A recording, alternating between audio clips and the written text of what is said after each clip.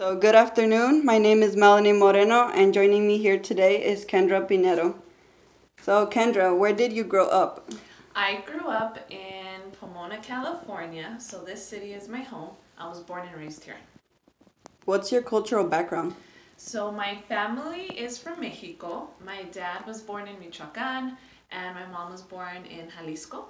And they were both in Mexico for most of their teenage years, and then they both immigrated to this country separately, and then they met here. And they had myself and my sister. So we're born in the US, but both of our parents are from Mexico. What is your occupation? So my occupation, I have a lot of different roles. My official title is program manager at Bright Prospect. And all that means is that I get to work with a team of people that work directly with high school students. And our specific task is to prepare the high school juniors for senior year. But I'm also a mentor. Sometimes we call ourselves coaches. I'm a therapist at times. I'm also just doing different things that are not related to our students, but just to help the organization run. But my official title, program manager. What is your most important accomplishment in life? Oh, that's a good question. I'm gonna think about this a little bit because I have several accomplishments. Um, can I do two? Yeah. Can I give you two? Okay. Yeah. One of them was achieving college graduation. Because since I was very young, I knew that my parents didn't have the opportunity to further their education, and that was important for them to have their kids achieve that. So to me, I really wanted to make that a reality for them through me. So to me, that was a huge accomplishment. I felt such a sense of satisfaction when I crossed the stage with my diploma and my parents were seeing me graduate. That's a big one. The second one that's as equally as important doesn't have anything to do with me, but it has to do with the students that I work with. Because I've been working in the city now for 7 years, and I get to see our students achieve that same goal, which I know is very important to so many of our students. And that feels like an amazing, it's very beautiful to witness when others are able to achieve their own goals. And knowing that you played a small part in that journey gives me just an immense amount of happiness, of satisfaction, and of accomplishment because you were able to do it. And I feel very honored to have just been a part of that process. And how did you decide what you wanted to study? So when I went to college, I had no clue what I wanted to study. I just knew I liked different things. I liked history, I liked statistics, I liked dance, I liked education. But it wasn't until I got to Smith College, the college that I graduated from, that I was able to study different things. So I took a Japanese class because I thought I wanted to do foreign languages, and I took a stats class, and I took a variety of different courses until I got to my first Spanish class, and that really, really changed my life. It gave me a new appreciation for my first language and just for my culture in general, and it also broadened my experiences of what I thought was Spanish. So because I had such a positive experience there, I decided to pursue Spanish while keeping education in mind because I was still very much invested in education. So I did my I did my bachelor's in Spanish language and literature, and then I did my teaching credentials as well during the same time. What are some of the important choices or decisions you made that you have learned from? Mm, One of the most important things that I think I learned that led to me making good decisions was just doing a lot of observation. Um, I like to learn from others, whether they do well or whether they struggle. I'm very, very observant when studying other people, whether they're in front of me or via books or in film or just in history. Just learning what others do has led me to make conscious decisions about my life. So one is just being conscious of my surroundings and the people that are around me. I like to think that that was helpful in me making decisions, but also asking for help has been something that I wasn't good at doing when I was in high school, because I didn't think I needed help and I didn't want to ask for help, because I felt that I thought I had to know it all myself and I had to figure it out on my own. So when I met different people that did support me and got me to the next level or to the next steps in my journey, I was very grateful for that. And that's something that I practice all the time now, where I ask for help, where I invest in others too that have helped me along the way. And can you give your own opinion on this? Do you think a person needs to first overcome serious setbacks or challenges to be truly successful?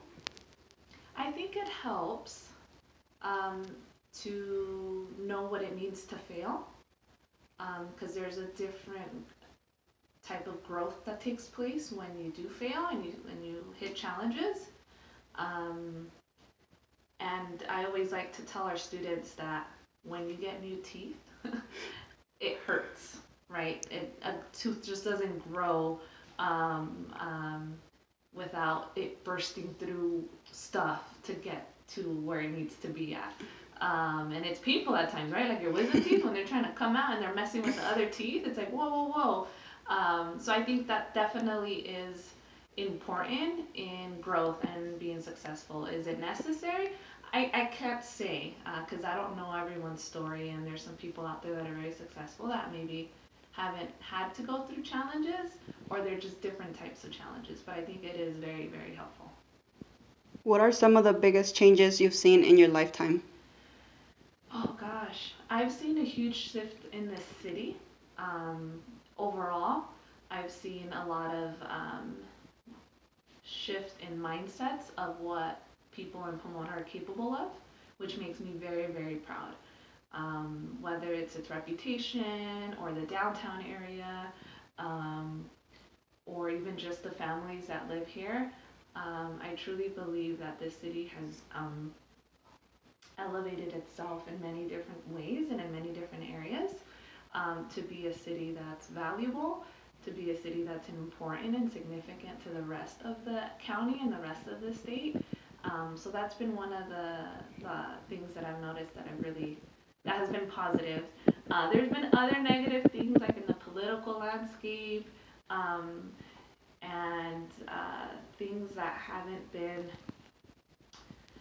left a good sense of hope for a lot of people. But I'm a pretty hopeful person, and sometimes we're presented with challenges overall as a country or as a state or as a city or as a community, and we're able to kind of problem solve and brainstorm and then find better solutions and move forward. So I don't know if I answered your question completely, but that's what I have. And who were your heroes or role models when you were young? How young? Because I have so many. Like when I was like 4, Barney was like my hero. You know, the Power Rangers and my Barbies. So around my age. When I was younger, just in general. Yeah, when you were young. I think for most of us, we see our family members as our heroes, and for me, especially my dad, was my main hero because of just his story, having only achieved a third grade education, sorry, being part of the Bracero program when the U.S. contracted Mexican workers to work the lands here. Just overall, just he's such a cool dude and knows so much and is very sharp and is full of sayings or dichos, like he's just talking in dichos all the time.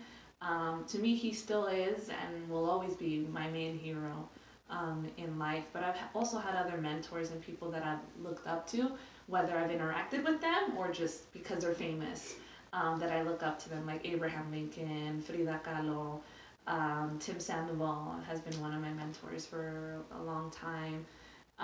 Some of my friends and my colleagues, people that I work with, have been a huge source of inspiration and motivation. And my mama too, she's my hero too. She's just Works hard and has been through a lot. So that's my short list of people that I can think of right now at the top of my head. And one more question. Okay. Who are the 3 people in life you admire most? Living? Dead? It doesn't matter. Doesn't matter. Yeah. 3 people. Okay, I'm going to say my dad. I just admire him a lot, and I've already kind of expressed a little bit more. I'll add to what I've said about my dad is that he's such a hard worker and is very wise about just how he lives his life, but he's also very musical. He plays the violin, he sings, and I love that my father is artistic because he's such an old, reserved Mexican man that having this artistic side to him has been such a wonderful experience growing up. And that's where I get my artistic side from. So I'll say my dad is one of the people that I admire the most. I will say my mom as well because she became a mom at a very young age and then immigrated to this country with my brother.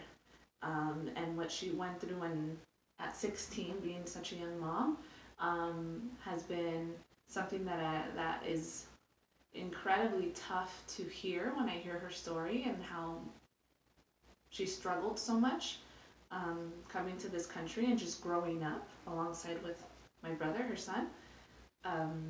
That's been very admirable of her to just hear her story. I still always get very emotional when I hear it, and I'll carry that with me forever.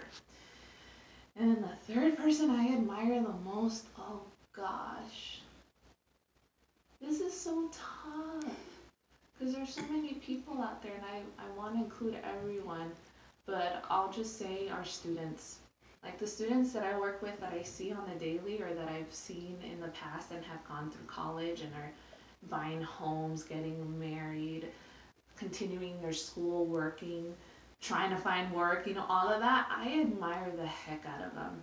I'm just always amazed about, one, all the troubles and the trials and tribulations and the struggles that you as young people have gone through already.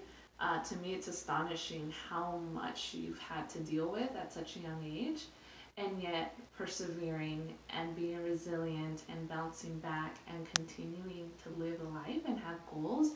To me, it's so beautiful, and it's so impressive to see folks still want to achieve something.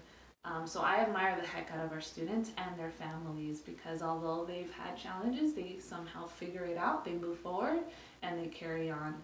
And some of the things that y'all have done and where you've gone out in the world and what you've studied and who you've studied with and what you're studying and what you want out of your own lives, when I hear you all express yourselves in that way, I'm just like, dang, like that is so cool. That you want something better for yourself and you're not letting where you come from or who you are hold you back in any way. So I very much admire the youth here of our community.